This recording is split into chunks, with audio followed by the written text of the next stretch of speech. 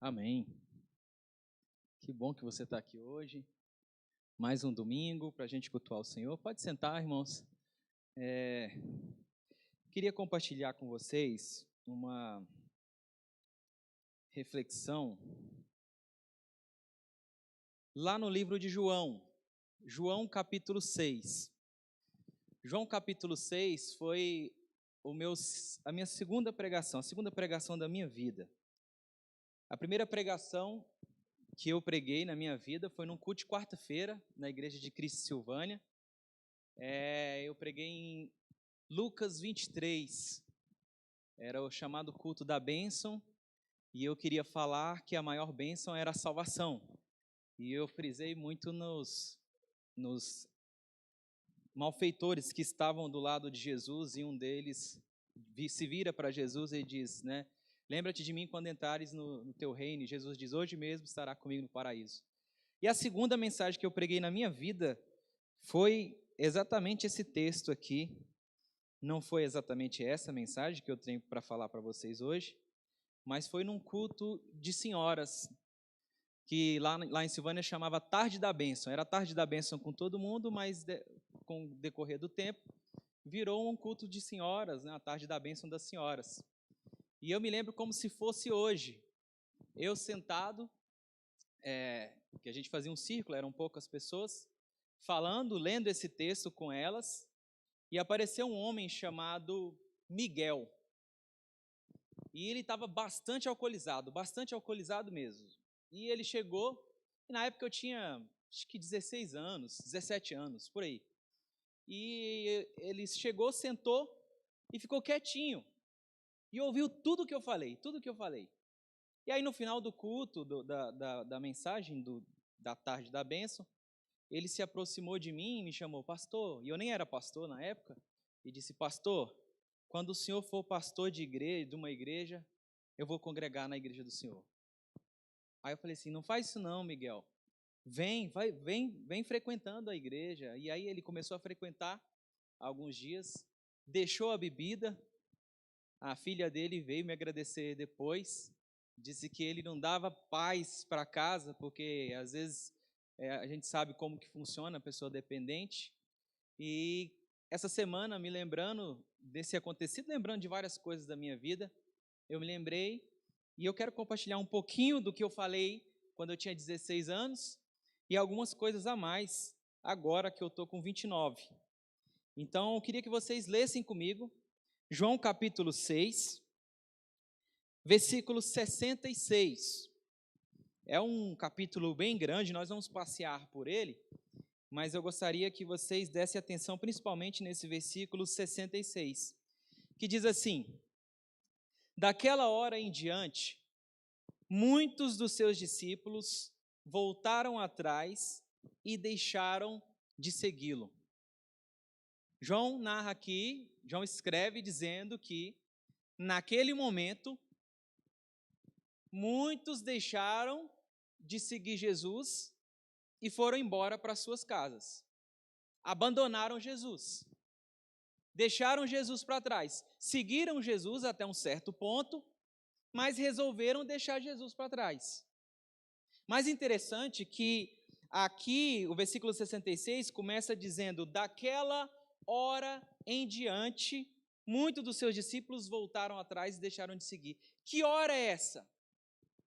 O que é que Jesus fez, ou o que é que Jesus falou, que causou algo de tão ruim no coração dessas pessoas que estavam ouvindo, ao ponto delas chegarem ao ponto de falar, não dá mais, não vou mais seguir Jesus. Eu vim até aqui, mas agora não dá mais. O que é que Jesus disse? O que é que Jesus fez? O que é que Jesus falou? Interessante que o que acontece nesse momento em que Jesus meio que as pessoas quebram o relacionamento que elas têm com Jesus, essa história se inicia no versículo 1 do capítulo 6 mesmo. É a história que começa lá quando Jesus estava numa parte da margem da Galileia ali, e ele faz uma viagem até o mar ali de Tiberíades. Jesus sai da margem de Cafarnaum e vai para a outra margem. E interessante que O texto, o capítulo 6, começa dizendo que Jesus ele vai para esse lugar, e aí ele começa a ensinar os discípulos dele. Ele se assenta e ele começa a ensinar os discípulos, e de repente ele olha e vê que está vindo uma grande multidão, está vindo muita gente. Imagina, Jesus está pregando, Jesus está ensinando, e aí ele olha e vê um monte de gente vindo até o encontro dele, uma multidão. E aí Jesus vira para Filipe e diz assim, Filipe, o que a gente vai dar para esse povo comer aí? Esse povo que está vindo, o que a gente vai dar para eles comerem? Dá para comprar alguma coisa? Aí o Filipe diz assim, olha, nem 200 denários daria para comprar pão para todo mundo comer um pedacinho. Não dá, Jesus, não tem como. O dinheiro que a gente tem aqui não dá para comprar pão para dar para esse tanto de gente. O texto diz que era cerca de 5.000 homens. E aí, de repente, lá no versículo 8 ou 9, se eu não me engano, chega André e diz assim, olha, Jesus, tem um rapaz aqui que tem 5 pães e tem 2 peixes aqui. Mas não é suficiente. Jesus diz assim, não é suficiente. Manda o povo sentar, tinha uma grama lá, provavelmente uma grama grande. Jesus diz, pede o povo para sentar, e Jesus deu graças, e aí repartiu. O texto diz que todos comeram, e aí todo mundo comeu bem, e Jesus vira para os discípulos e diz assim, olha, agora vocês vão lá e vão pegar o restante dos pães que sobraram. 5 pães sobraram, e sobraram 12 cestos. E aí eles pegam lá, e aí quando Jesus percebe que as pessoas reconheceram ele como profeta, eles falaram assim, olha, esse camarada ele é profeta, porque ele fez algo extraordinário aqui. E aí quando Jesus percebe que o pessoal quer fazê-lo rei à força, quer colocar ele num pedestal à força, ele então sai escondidinho e vai orar. E aí ele vai orar, ele sai de fininho e vai orar. E aí ao anoitecer, começa a escurecer, o que acontece? Os discípulos descem para o mar e eles vão pegar o barco para fazer a viagem. Eles entram no barco e vão indo. E eles vão indo, cerca de 5 ou 6 quilômetros, de repente acontece algo extraordinário. Vem um homem andando no mar, e aí os discípulos, o texto diz que os discípulos ficaram aterrorizados, ficaram com medo ali, e aí de repente vem um homem andando, e aí eles ficam com medo e Jesus diz assim, calma, sou eu. E aí os discípulos deixam Jesus entrar no barco. Mas interessante que essa palavra sou eu, ou eu sou, para nós aqui é uma coisa simples.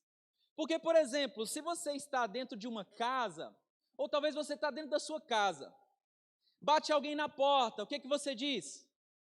Aqui não tem disso, né? Lá na minha cidade interior que tem disso, a pessoa bate na porta, né? Aqui você chama no interfone ou lá na portaria do prédio, né? Mas lá em Silvânia tem disso, bate na porta. Aí quando bate na porta, aí você lá de dentro diz, quem é? Aí o fulano diz, sou eu. Aí você reconhece a voz daquela pessoa que está dizendo, sou eu. E aí você diz, pode entrar, porque você reconhece. Então essa palavra, o sou eu, para a gente é normal. Mas para eles há algo diferente, porque o sou eu para eles aqui, a palavra eu sou, ela tem um significado diferente. Ela tem, é como se o eu sou é aquele mesmo que falou com Moisés lá na sarça. Então quando Jesus diz, olha, sou eu, ele está dizendo, sou eu Jesus, sou eu mesmo. Então Jesus diz, não tenham medo, sou eu mesmo, aquele mesmo, sou eu, aquele que tem o poder para andar sobre as águas, sou eu. E aí o que acontece? Os discípulos deixam Jesus entrar no barco. E aí o que acontece? E aí eles chegam até o outro lado, né? Chegam até aquele lugar, e aí as pessoas que estavam lá no outra margem do mar, do lago, eles percebem que Jesus não está ali. Eles olham e falam assim, não, Jesus não está aqui, e nem os seus discípulos, então vamos atrás de Jesus, vamos procurar Jesus, Jesus não está aqui. E aí eles entram no barco e eles vão até Jesus. E aí quando eles chegam até Jesus, eles viram, conseguem enxergar Jesus, veem Jesus e dizem assim: Jesus, como é que o Senhor chegou aqui? E aí Jesus vem com uma resposta dura. Jesus diz: olha, vocês estão atrás de mim não é por causa dos milagres que eu fiz, não é por causa dos sinais que eu fiz, vocês estão atrás de mim porque vocês estão com fome. Na verdade, vocês não estão atrás de mim ou porque entenderam os sinais que eu fiz. Vocês estão atrás de mim porque eu estou enchendo a barriga de vocês. Não trabalhem pela comida que perece, mas pela comida que leva a vida. Então, quando eles chegam até lá, eles dizem isso e Jesus diz: olha, vocês vêm atrás de mim não porque vocês entenderam os milagres, vocês vieram porque vocês estão enchendo a barriga. Vocês não entenderam que o milagre, ele não tem um fim em si mesmo. O milagre, ele aponta para alguma coisa. O sinal, ele aponta para algo. O sinal, ele não termina nele. O sinal acontece por acontecer. Aconteceu um sinal. Não. O sinal acontece para mostrar algo além do sinal. Para mostrar quem ele é. Para mostrar a autoridade dele. E ele diz: olha, vocês não entenderam, vocês estão atrás do sinal, do milagre, vocês nem entenderam o sinal, vocês estão aqui porque querem comer pão, querem encher a barriga de vocês, mas não entenderam o que o sinal significa. E interessante que essa história do sinal, ela acontece primeiramente lá em Êxodo, quando acontece o quê? Quando Deus aparece para Moisés. Quando Deus aparece para Moisés, aí diz assim para Moisés: Moisés, tira o povo. Eu ouvi o clamor do povo, do meu povo, e você foi escolhido para tirar o povo de lá. E aí Moisés diz assim: tá bom, como é que o Senhor chama? Qual é o seu nome? E aí Deus fala assim: eu sou. E aí Moisés: tá, mas qual é o seu nome? Não, eu sou. Aí o Senhor está querendo então que eu chegue no faraó e diga: olha, o eu sou mandou é isso? Eles não vão acreditar.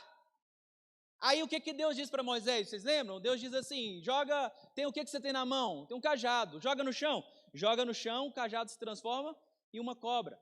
Aí Deus fala: pega o cajado, a cobra, né?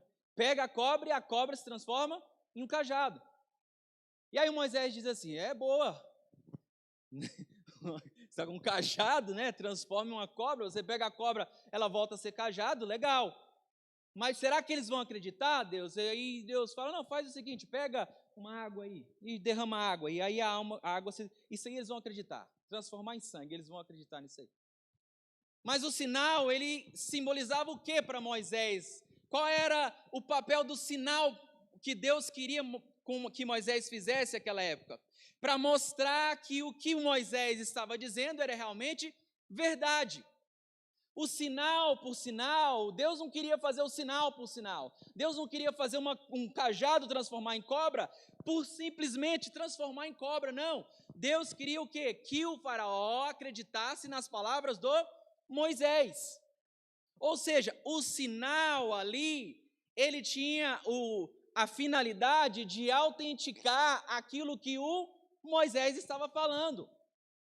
E aí Jesus vem e fala para eles: olha, vocês não entenderam o sinal.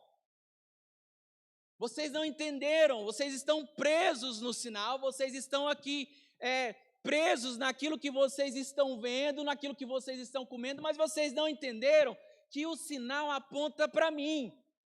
Que o sinal é para mostrar para vocês que eu sou Deus.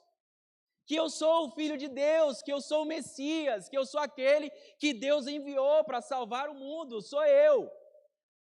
Mas vocês estão presos no sinal, encantados com a multiplicação dos pães, encantados com o sinal, e não conseguem enxergar além do sinal. E aí a conversa continua, interessante essa conversa, porque aí Jesus diz: olha, vocês ficam olhando para o sinal, mas não olham para mim, e não entendem que o sinal, ele aponta para mim, ele autentica quem eu sou Deus. E aí eles perguntam no versículo 28, então eles perguntaram: o que precisamos fazer para realizar as coisas que Deus quer, ou as obras que Deus quer, que Deus requer? E aí Jesus respondeu: acreditem. A obra de Deus é essa, acreditem naquele que Ele enviou. O sinal é para mostrar, para fazer vocês acreditarem em quem? Em mim. Não é para ficar preso no sinal, ou preso nas maravilhas, ou naquilo que acontece, não. É para quê? O que é que você pode fazer para fazer a obra de Deus, ou fazer as coisas que Deus quer? Acreditem em mim. E aí eles lançam outra pergunta, eles dizem assim: mas Senhor, qual é o sinal que o Senhor vai fazer? Qual é o sinal que o Senhor vai fazer para que a gente acredite de fato no Senhor? Porque Moisés deu pão para a gente, deu maná, que desceu do céu. Aí eles voltam. O que é que o Senhor vai fazer? Jesus multiplicou pão. Jesus curava pessoas, Jesus fazia coisas que nenhum outro homem fez. Jesus ressuscitou Lázaro depois, mas Jesus fez vários milagres, e aí eles perguntam: o que é que o Senhor vai fazer para que a gente acredite no Senhor? Porque Moisés deu pão para a gente que desceu do céu. Aí Jesus diz assim: olha, não foi Moisés que deu o pão que desceu do céu para vocês, mas foi o meu Pai, foi Deus que deu o pão do céu. E tem mais, eu sou o pão do céu. Eu sou o pão que desceu do céu. E aí o que acontece? Eles começam a murmurar e a criticar Jesus, no versículo 66, se eu não me engano, 41. Eles começam a criticar Jesus e eles começam a falar assim: mas quem é esse camarada que está dizendo aí que é o pão que desceu do céu? Ele é Jesus. Imagina eles conversando: ele não é Jesus? Filho de José? Filho da Maria? Não tem aquele carpinteiro José? Aquele que fez a cadeira lá do vizinho? Aquele que fez aquela mesa, sei lá, não tem? É filho dele, ele está falando que desceu do céu? Como assim desceu do céu? Aí Jesus confronta eles e diz assim: não me critiquem, eu sou o pão que desceu do céu. E aí interessante que Jesus não diz isso, Jesus diz no versículo 51, eu sou o pão vivo que desceu do céu, se alguém comer desse pão, viverá para sempre. Este pão é a minha carne, que eu darei pela vida do mundo. Então os judeus começaram a discutir exaltadamente. Como assim? Ele está falando para a gente comer a carne dele, beber o sangue dele, ridículo isso. Como assim? Esse filho de José, filho de Maria, está me pedindo, está pedindo para a gente comer a carne e beber o sangue dele? Não, ridículo, ridículo. E aí Jesus diz mais, Jesus diz assim: olha, eu digo a verdade, se vocês não comerem a carne do Filho do Homem e não beberem o seu sangue, não terão vida em si mesmos. Todo aquele que come a minha carne e bebe o meu sangue tem a vida eterna, e eu ressuscitarei no último dia.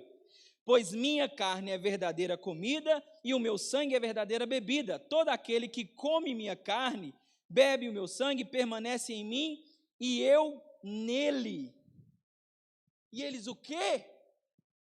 Comer carne, beber sangue. E interessante, uma coisa interessante, lá em Gênesis capítulo 9, você não precisa abrir, Gênesis capítulo 9, versículo 3 a 6, diz assim: tudo o que vive e se move servirá de alimento para vocês. Assim como dei a vocês os vegetais, agora dou todas as coisas, mas não comam carne com sangue, que é vida. Todo aquele que derramar sangue, tanto homem como animal, pedirei contas. A cada um e pedirei contas da vida do seu próximo. Quem derramar sangue do homem, pelo homem seu sangue será derramado, porque a imagem de Deus foi o homem criado. Para vocês terem uma ideia, os judeus ortodoxos, até hoje, não comem carne se tiver aquela carne vermelhinha. Quem gosta daquela carne vermelhinha? Não pode. Os judeus ortodoxos até hoje não comem esse tipo de carne. É boa, não é? E tem mais, e lá em Deuteronômio diz que aquele que comer a carne com sangue é algo tão absurdo que é associado com uma maldição de Deus sobre Israel. Então, para esse povo, quando Jesus diz assim, olha, vocês vão ter que comer a minha carne e beber o meu sangue. Quando Jesus diz isso, para eles é uma coisa absurda, porque comer carne com sangue, não pode.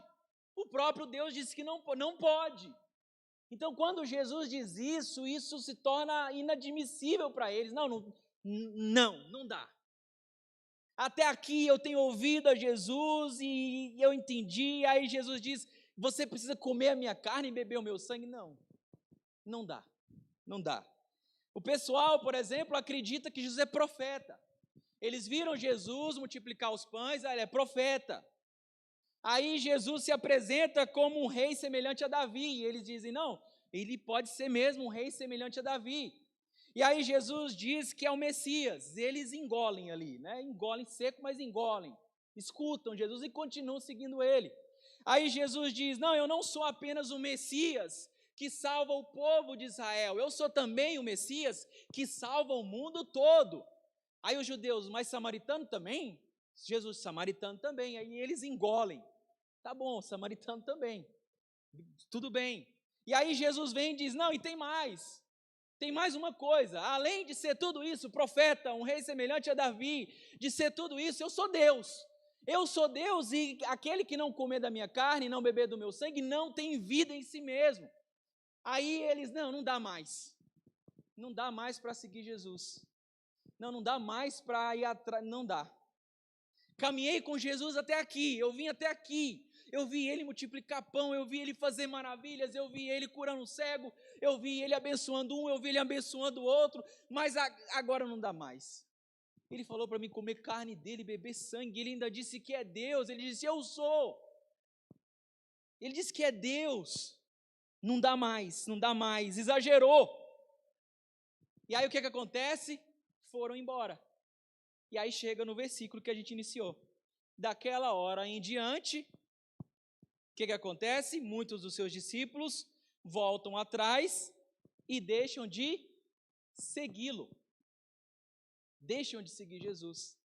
Mas interessante que o que Jesus está dizendo aqui é uma coisa razoavelmente simples, porque é simbólico. E interessante que Jesus diz para eles, como se Jesus dissesse para eles, olha, vocês não querem comer de Deus. Vocês não querem Deus. Por que vocês não querem Deus? Porque vocês só querem e só se preocupam com as coisas que terminam no túmulo, com as coisas daqui e agora. Vocês não se preocupam com coisas que vão além do túmulo. Vocês estão preocupados com o pão de cevada. Vocês estão preocupados com o pão que você come e você morre. Igual o maná que Moisés deu, que o povo comeu e morreu. Vocês não querem o pão de Deus, que sou eu, que leva uma vida para além do túmulo, uma vida para a vida. E Jesus diz, olha, o que eu estou oferecendo agora para vocês não é o pão que eu multipliquei ontem, não. O pão que eu multipliquei ontem é feito de trigo, de cevada, é pão normal. O que eu estou oferecendo para vocês agora é o pão que desce do céu. O que eu estou oferecendo agora para vocês é uma comida que não perece. Não é uma comida que você come hoje, amanhã você pode... Não, o que eu estou oferecendo para você é uma comida que pode te levar para a vida. E para a vida eterna. Só que vocês não acreditam, vocês não querem. Jesus diz para ele, olha, vocês não querem. E aí Jesus fala e fala de um jeito que o pessoal fala, não dá mais. E o texto diz que muitos dos discípulos deixaram de seguir Jesus.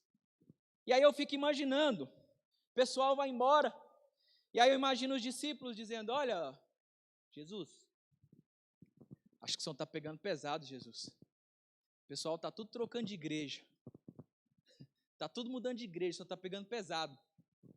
Aí Jesus diz assim, vocês não querem ir também não? Vocês não querem ir também não? E aí Pedro vem com uma palavra, Pedro foi bem-aventurado, né? As respostas que Pedro dá são lindas, né? Pedro diz, para quem iremos, Senhor? Se só tu, se só o Senhor tem palavras de vida eterna, para quem iremos?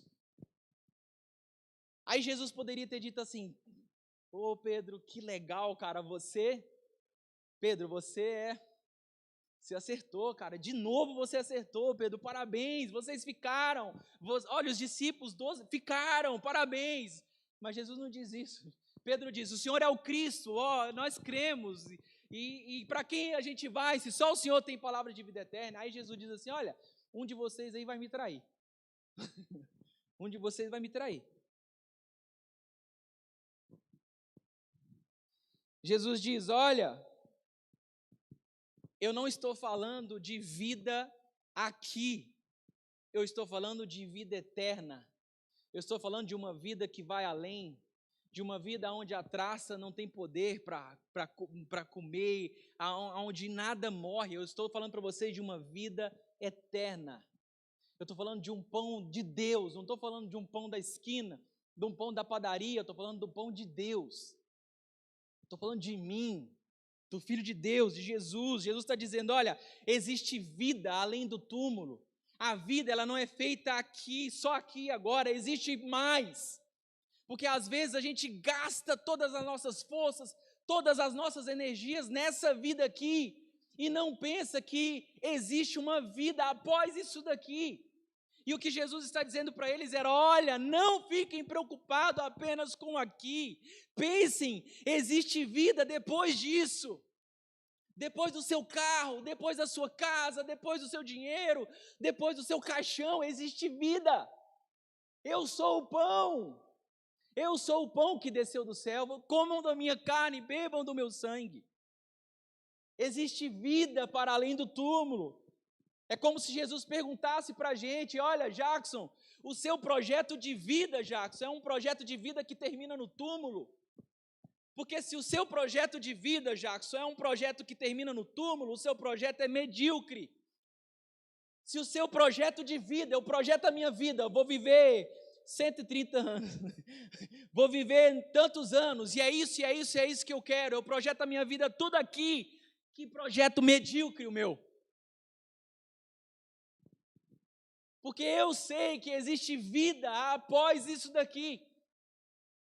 Qual é o projeto de vida que você tem para os seus filhos? O projeto de vida que você tem para os seus filhos é um projeto que termina no túmulo? Porque a gente se preocupa tanto, talvez, com o nosso filho estudar nas melhores escolas, e tem mesmo, se tiver a oportunidade de estudar nas melhores escolas, de lerem os melhores livros, a gente tem que pensar em tudo isso, mas a gente não pode pensar apenas nisso, tem que ensinar a palavra para o seu filho. Tem que ensinar as coisas que vão para além do túmulo, porque às vezes nós desejamos: não, meu filho vai ser um engenheiro, meu filho vai ser um médico, meu filho vai ser aquilo. Tá, mas o seu filho vai ser um médico que serve a Deus ou vai ser um médico de um projeto de vida que termina no túmulo? Porque nós, como cristãos, nós não pensamos num projeto de vida aqui, nós pensamos num projeto de vida que vai para além daqui. O nosso projeto de vida é fazer com que pessoas possam chegar lá, na vida além da vida aqui. Por isso que essas pessoas deixaram de seguir Jesus, porque elas estavam preocupadas com a vida aqui, com o pão do domingo de manhã, e não com Ele. Eu não quero comer o pão de Deus, Jesus, não, eu quero comer pão francês, com manteiga, presunto e queijo. Eu quero é pão. A gente preocupa tanto com aqui que a gente não entende que o projeto de vida de Jesus para nós é um projeto que vai além do túmulo. Eu ressuscitarei no último dia. Aquele que comer da minha carne e beber do meu sangue vai ter vida, e eu o quê? Ressuscitarei no último dia. Você vai ter uma vida eterna. A sua vida é para além daqui. E eu termino mostrando o que eu aprendi alguns anos atrás, lendo esse texto, que eu encontro pelo menos 3 tipos de seguidores de Jesus nesse texto. 3 tipos, e eu vou ser bem breve nesses 3 tipos. O primeiro tipo de seguidor de Jesus é aquele seguidor que admira Jesus, até ser contrariado.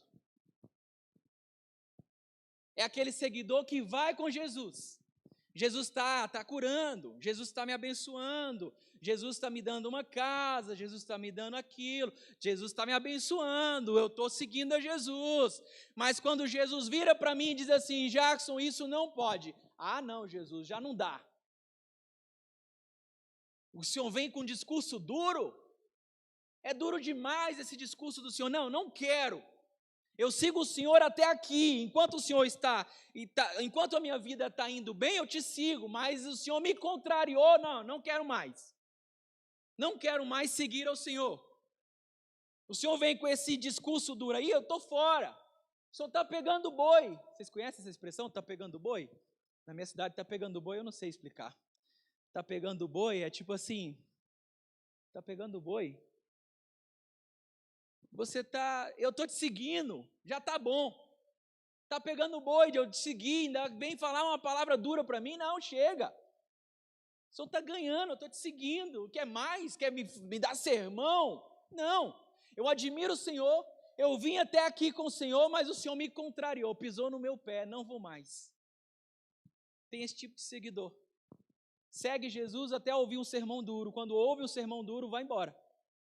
Não quero mais saber de Jesus. Não quero mais seguir Jesus. E o segundo tipo de seguidor é o seguidor que segue as mãos de Jesus, mas não segue o próprio Jesus. É o seguidor que vai atrás de Jesus por causa do pão. É o seguidor de Jesus que vai atrás de Jesus para conseguir algo em troca de Jesus. Não, eu não quero saber de Jesus. A pessoa pergunta assim, você está seguindo a Jesus por quê? Não, eu estou seguindo a Jesus porque Ele vai me dar alguma coisa. Tá, mas você quer Ele? Não, não quero Ele, eu quero o que Ele pode me dar. Enquanto Ele estiver me dando pão, eu vou seguir Ele. Deixou de dar pão? Não quero mais. Eu vou seguindo Ele enquanto Ele está me dando meu salário, enquanto Ele está me dando saúde, eu vou seguir Ele enquanto as bênçãos estão chegando até a mim. Mas as bênçãos parou, aí veio uma enfermidade, uma doença. Não, vou seguir a Jesus doente?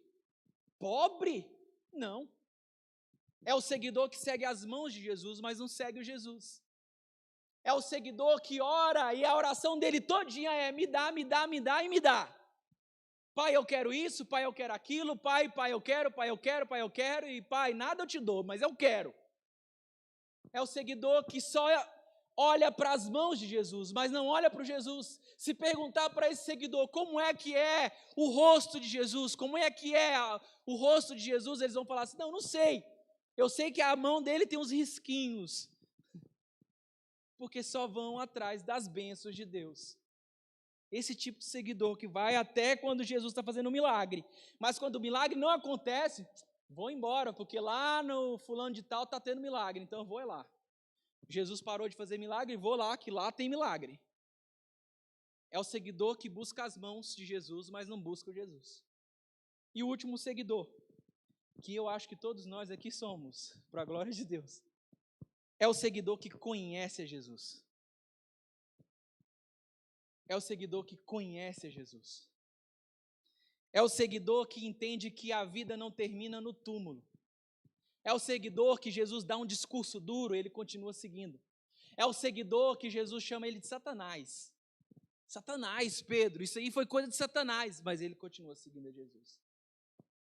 É o discípulo que escuta um sermão duro de Jesus e diz assim, Jesus vira para ele e diz assim, olha, vocês não querem ir embora também não? Esse povo aqui queria só o meu pão, queria só o que eu fazia para eles. E vocês não querem ir embora com eles também não? E aí o discípulo que diz assim, para quem eu vou? Eu não tenho para onde ir. É o discípulo que entende que não tem para onde ir. Se Jesus chegar para você hoje e falar assim, você quer ir embora? A nossa resposta é para onde eu vou, para quem eu vou. Porque se eu for para fulano, as palavras são de mentira. Se eu for para fulano, as palavras são de engano. Para quem eu vou, Jesus? É o seguidor que segue a Jesus apesar das bênçãos, ou apesar das doenças, ou apesar das dificuldades. É o seguidor que olha para Jesus e vai caminhando. Às vezes trupica, mas continua caminhando. Trupica todo mundo conhece, né? Do Goiás, mas... mas é aquele seguidor que vai. É aquele seguidor que às vezes nega Jesus aqui, mas aí Jesus fala, ei, volta. E aí você, tá, vou voltar. É aquele seguidor que entende, a minha vida não termina aqui, a minha vida vai para além daqui. A minha vida não termina quando eu comprar o meu carro zero. A minha vida não termina quando eu comprar a minha casa. Não, a minha vida vai para além. Então essas coisas são pequenas. Eu vou juntar tesouros que levam para a vida. Eu vou fazer coisas que o ladrão não pega, que a traça não... Eu vou pegar coisas que são de eternidade. É o discípulo que conhece a Jesus. É o discípulo que olha para Jesus e diz assim, olha Jesus, eu estou doente aqui, estou mal, mas eu conheço o Senhor é Deus. Se o Senhor quiser me curar, o Senhor pode, mas se o Senhor não quiser me curar, o Senhor continua sendo Deus. Porque eu estou aqui, Jesus, não é para ser curado pelo Senhor, para receber uma bênção do Senhor. Apesar de que o Senhor me abençoa, apesar de que o Senhor me cura, porque o Senhor é bom e a sua misericórdia dura para sempre, mas eu estou aqui por causa do Senhor. Porque eu quero comer da tua carne e beber do seu sangue. Eu quero comer do pão que desce do céu. Eu quero fazer parte da família de Deus. É o discípulo que conhece a Jesus. E eu faço um desafio para vocês nessa noite, para terminar. Que você possa ser o discípulo que conhece a Jesus. Aí você me pergunta, como é que eu faço isso na prática, Jacques, conhecer Jesus? Sabe como você conhece Jesus? Primeiro você tem isso daqui, primeiro e absoluto, é a Bíblia. Leia os evangelhos, eu tenho falado isso para os jovens. Leia os evangelhos, porque quando você lê o evangelho, você vai ver como Jesus tratava as pessoas. E aí quando você vê como Jesus tratava as pessoas, você vai começar a tratar as pessoas como Jesus tratava. Você lê os evangelhos e vê como Jesus tratava a mamãe, aí você vai começar a tratar a mamãe da mesma maneira que Jesus tratava. Aí você lê os evangelhos e vê que Jesus sentava com todas as pessoas, rico, pobre, qualquer um, e aí você vai começar a fazer exatamente o que Jesus fazia. Conheça Jesus. É impossível você conhecer Jesus de verdade e não se apaixonar e querer seguir Ele. É um projeto maravilhoso seguir Jesus, sabe por quê? Porque é um projeto que não termina num túmulo, é um projeto que termina na eternidade com Ele. É um projeto que vai para além do túmulo. Você trabalha, você cansa, você prega, você fala para um, você faz aquilo outro, você fica cansado, você se decepciona, você chora, mas você sabe que você está trabalhando para algo eterno. E é isso que te move. Às vezes você está com dor, está sofrendo, não está aguentando mais, mas você está lá, porque você sabe que você está trabalhando para algo eterno. Então eu te desafio a conhecer Jesus. Leia a Bíblia todos os dias. Leia a Bíblia todos os dias e grifa na tua Bíblia as ações de Jesus. Por exemplo, você vai ler Lucas 15, e você vê o Lucas 15, versículo 1, que diz que Jesus sentava, comia e recebia os pecadores. Grifa lá, recebia. Opa, Jesus recebia essas pessoas, então eu vou receber essas pessoas. As pessoas chegavam até Jesus, uma mulher incomodou Jesus, bateu na porta, Jesus estava cansado, queria descansar, e Jesus levantou e foi lá. E aí você grifa e fala, cara, Jesus estava cansado, mas ele foi lá. Esse é Jesus. Talvez a pessoa que está importunando Jesus seja nós. E graças a Deus que ele sai da casa e vem nos atender. Então que você possa ser um seguidor de Jesus, que não corre atrás das mãos de Jesus, e nem que admira Jesus, mas que você possa ser um seguidor que conhece a Jesus. Que quando ele perguntar para você, você quer ir embora, Jackson? Você diz assim, para quem eu vou? Eu não tenho lugar. Vocês entendem a força dessa frase? É muito forte. É como se Pedro falasse assim, eu não tenho nada, não tenho caminho A, caminho B, não tem, Jesus, não tem. Para onde eu vou, Jesus? Lá é escuro. Não tem, é só aqui, Jesus. Porque eu sei quem o Senhor é. O Senhor é o Cristo, o Filho do Deus vivo. Amém e amém. Glória a Deus.